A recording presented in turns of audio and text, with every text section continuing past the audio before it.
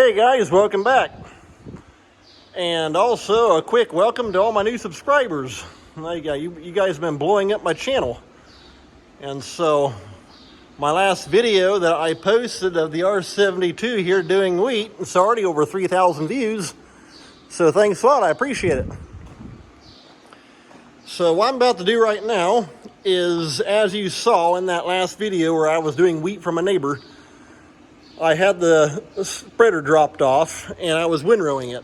And so now I'm going to get the forklift and show you how to take and mount a spreader back onto a Gleaner combine. It's pretty simple. So let's get the forklift. All right, let's get old Charlie Brown here fired up. There we go.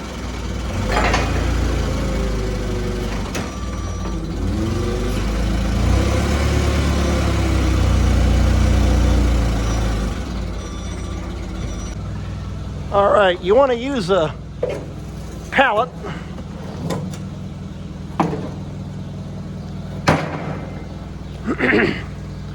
Because with the pallet, what you can do is just let me wrap underneath the tail of the combine, raise it right up, and put your drive shaft right through, put your 2 bolts in, done deal. Straw spreader's on, pretty simple.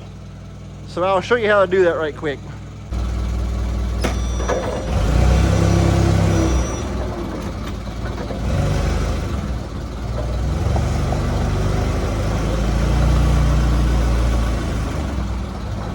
Also, when you come up to the back of the combine, keep an eye out that you don't go and plow the forklift mast right into the end of your auger and bend it up. You also got to watch that little safety bar going around right there also. You don't hit that. Let's jump off and take a look. It's actually best to keep the straw splitter kind of out here at the end of the pallet. That way you're back and you got room and you don't have to worry about smacking the auger or hitting this bar tube, that kind of thing. Okay, we're getting really close to it. May just need to take and drag the pallet forward on the forks. Approximately like that.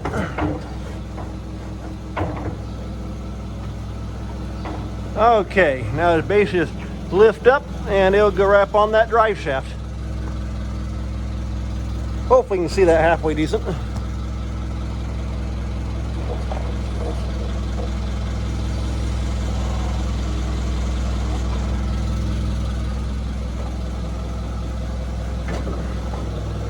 All right.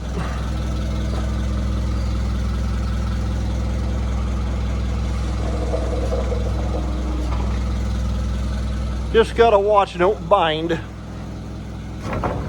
There we are.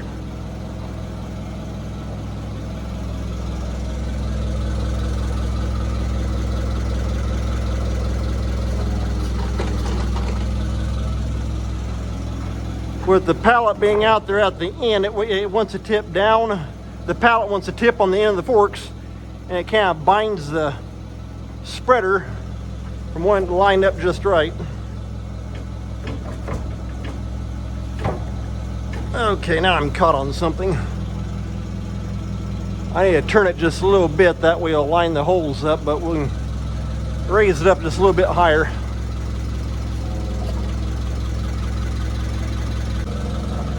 Okay, and there you got it. Just like I say, just gotta get lined up. Right there, we're ready to put the bolts through. I'm gonna grab those and get them stuck in, tighten down, and it'll be on.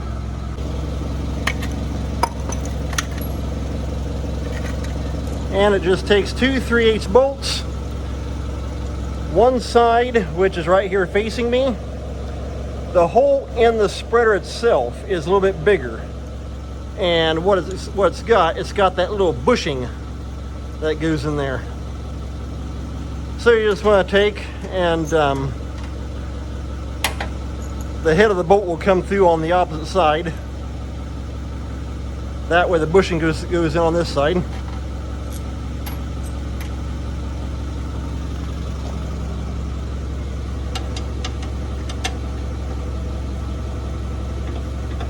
Maybe just kind of play with it. There we go. All right, let's get the top one, and let's go to the bottom one. There we are.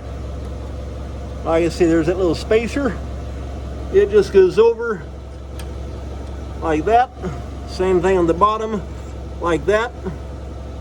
And here's why I say you got your flat washer, and these do take a lock nut, which is actually the best way to do it. That way there's no chance of it coming loose. I mean, a lock washer would be okay, but using a lock nut's a whole lot better.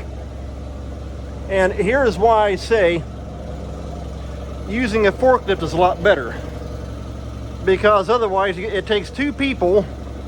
Then you're trying to stand there and steady the thing and get the holes lined up. Then you gotta try and sit there and hold it while the whole time you're trying to get the bolts in, keep the holes lined up. It's just a pain. And that's why I say I found using a forklift is so much easier and a lot more steady, because you can just sit it right. You can just hold it right there, and you put your bolts in. Done deal.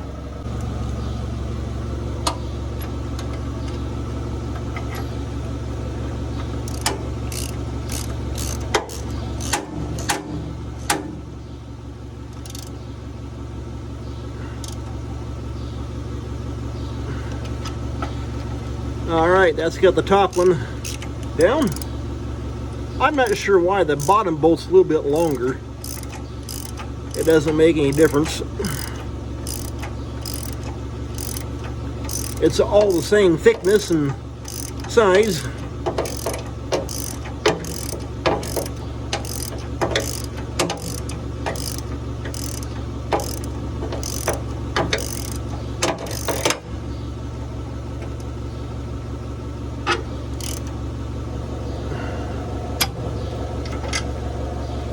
All right, that's got the bottom one.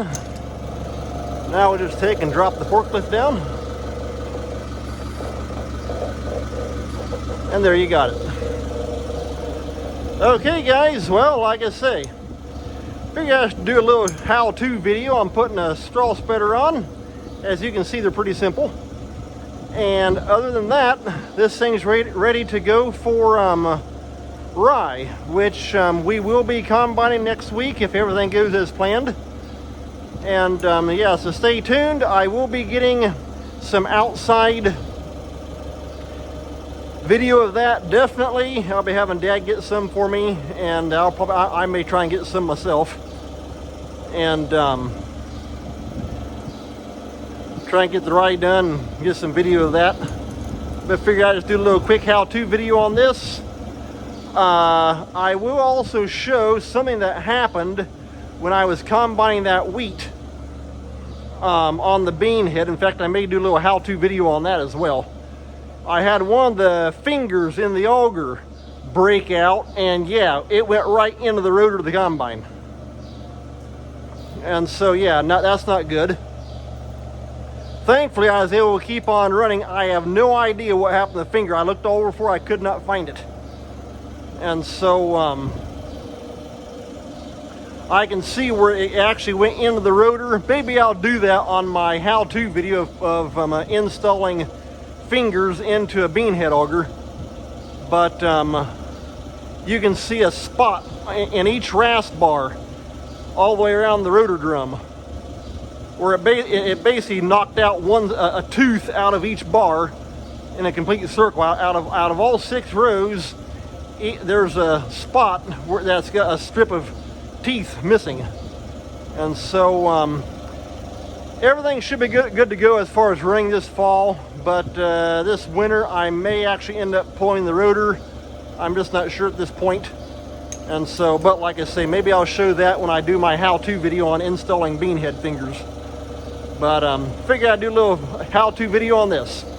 So take care, thanks a lot for watching, and thanks a lot for subscribing as well. I appreciate it. We'll see you next time.